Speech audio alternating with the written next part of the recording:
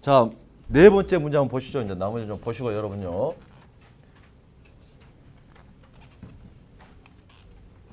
네 번째는 누전 차단기의 오동작 원인 중에서 서지하고 그다음에 순환전류하고 이제 유도. 여러분 서지 그러면 크게 물론 뭐 정전기 방전 서지도 있지만 개폐 서지하고 내 서지 두 가지로. 오늘 여러분들 이제 개폐 서지하고 내 서지하고 파고값하고 우리가 파두장 이렇게 봤을 때 우리가 이제 내 서지라고 보고요. 우리가 이 전압으로 보고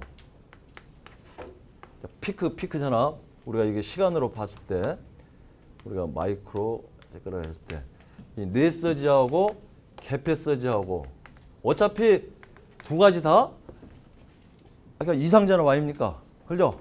네. 이 두 가지에 의해서 누전 차단기가 예를 들어서 뭐 정연파 우리가 교류에서 이런 정연파의 어떤 유형을 가진 전압과 전류에서는 정상적일 때는 우리가 누전 차단기가 동작을 안 하겠죠. 누전이 안 됐다 손 치더라도. 그죠? 근데 만약에 누전이 안 됐는데도 불구하고 외부에서 이런 파형이 순간적으로 이게 예를 들어서 1.2 곱하기 50 파두장하고 파미장인데 이 마이크로 세컨드 동안에 이런 서지가 발생한 개폐 서지는 250에서 2500 마이크로 세컨드 이런 시간 동안에 이런 파고값이 계통에 들어왔을 때 누전 차단기가 이게 고장이다. 그래서 동작이 되면 안 된다. 그래서 누전 차단기 크게 여기 이제 대책이 보면은 우리가 여기 누전 차단기다.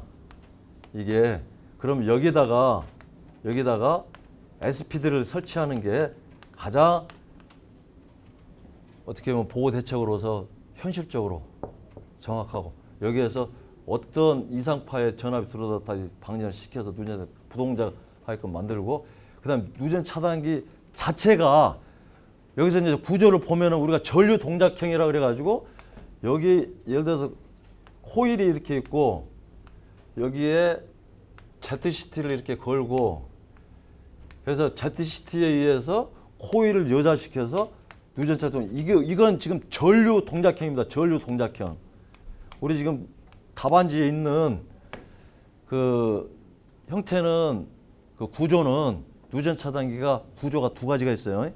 전류 동작형이 있고 이건 전류를 영상 전류를 받아서 코일에 여자식 트립 코일에 의해서 이게 하나의 세트로 누전 그 차단기 기기에 다 들어가 있는 거예요, 이게요. 따로따로 설치된 게 아니에요. 아시겠죠? 누전 차단기. 그다음에 전압 동작형은 이 ZCT가 필요 없다는 얘기예요. ZCT가. 여기에 트립 코일이 있어서 트립 코일하고 예를 들어서 모터가 있다. 그럼 모터 자체에 대한 접지를 하고 이 트립 코일에 접지를 해서 만약에 여기에 누전이 발생이 됐다. 누전이. 그러면은 여기 대지 전압은 평소에는 제로볼트예요. 제로볼트. 대지 전압은 모터 외압하고 대지 간의 전압은 제로란 말이에요. 근데 만약에 이게 지락이 발생이 되면은 여기에 전압이 뜨겠죠? 에? 전압이 뜰 거 아닙니까? 대지 전압이.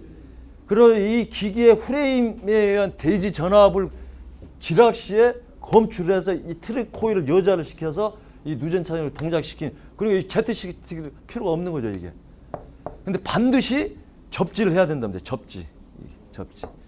이게 전류 동작형, 이게 전압 동작형 두 가지가 있습니다. 근데 지금 우리나라의 거의 100% 누전 차단기는 이 형태다. 전류 동작형이다. 이걸 좀 아시고요. 자, 그 다음에 뒤에 순환 전류에 의한 오동작. 이건 누전 차단기를 병렬로해서 연결해서 부하에 공급한 경우는 일체 없습니다. 예, 그림처럼 이게 뭡니까? 이게 누전 차단기라는 것은 여기에 회로에 여기에 예를 들어 ZCT면은 이 회로에 들어가는 전류하고 나가는 전류하고 이게 동일시에 이게 동작시키는 거잖아요. 이게 전류가 평행되게끔 한 거네. 평행되게끔. 평소에. 그다음에 이 지락이 발생이 되면은 이 I1이 대지로 일부 누출이 되기 때문에 I1하고 I2가 여기 나가는 전류하고 들어가는 전류하고 일치가 안 되기 때문에 이걸 가지고 이제 동작을 시키는 게 누전차단의 원리 아닙니까? 근데 이걸 만약에 예를 들어 복수로 병렬로 이렇게 해서 여기서 부하를 이렇게 걸었다. 이렇게. 그러면은 이 부분하고 이게 부하가 임피던스 이걸로 인해서 평행이 그 순환전류라고 그러죠. 순환전류. 그거에 의해서 불평행이 발생이 돼서 오동작이 발생이 될 수도 있다. 그렇게 이제 이야기를 한다는 이야기죠. 근데 이건 절대 안 된다는 이야기입니다. 이렇게 해서는. 설계를 해서는요. 그래서 여기 대책에 보면 누전 차단기를 대책이 필요 없어. 누전 차단기를 병렬로 사용을 하면 안 된다. 그게 대책이라는 이야기예요. 그 다음에 유도에 의한 거. 자, 유도에 의한 거 보시죠, 여러분. 우리가 계통의 Y에서 보시면은 여기에 우리가 3상 모타를 걸었어요. 그 다음에 여기에 접지를 했어. 그 다음에 여기에 또 이렇게 접지를 했어요. 접지를 했는데 예를 들어서 여기에 ZCT를 이렇게 걸었어요. ZCT. 그 다음에 여기에다가 접지 계전기를 이렇게 설치를 했어요. 그러면 이 3종 접지선하고 중성점 2종 접지선하고 우리가 콘몬에서 공통 접지로 사용할 수도 있잖아요. 공통 접지로 사용을 하게 되면은 여기에서 예를 들어서 이 ZCT 위에서 이렇게 할 수도 있고 아니면은 여기서 이렇게 할 수도 있다는 얘기죠. 근데 위에다가 하게 되면은 이 예를 들어 영상 전류가 이렇게 해서 이 영상 전류 이쪽에서 이렇게 들어가서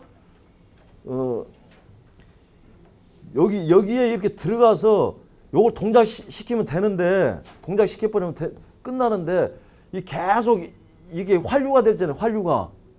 그죠? 예? 이게 동작을 했는데도 불구하고 또 영상 전류가 또 돌아와서 또 이걸 또 해서 이걸 또 건드린다는 이야기예요. 이 영상 전류가.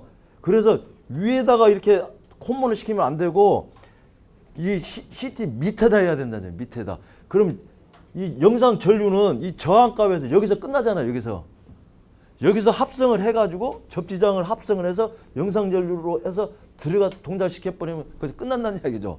근데 이 콘몬점이 이 위에 가게 되면은 계속 이렇게 수시로 이렇게 우리가 이게 펌핑 현상이라고도 계속 펌핑 현상. 펌핑 현상이 뭐예요? 고장점을 차단기를 온을 시켰는데 또 오프가 되고 온을 시켰는데 또 오프가 되고 왜 그러겠어요? 에? 예를 들어서 ACB가 이렇게 있는데 여기에 모터가 있는데 이 모터에 지락이 됐어. 지락이 IG가 발생이 됐어. 근데 이거에서 여기 CT에서 OCGR로 해서 이걸로 동작해서 끊었는데 이게 차단이 됐어. 그럼 또 넣으면 또 차단이 될 거 아니에요. 그래서 또 넣으면 또 차단이 돼. 왜? 이걸 아직 제거를 안 했잖아요. 그래서 온하면 오프되고 온하면 오프되고 이걸 우리가 펌핑 현상이라고 그러잖아요. 펌핑 현상. 이런 현상도 그렇게 될 수도 있다. 만약에 접지점이 위로 가게 되면. 아시겠죠? 그래서 그게 이제 이게 유도다. 그걸 좀 이해를 하시고.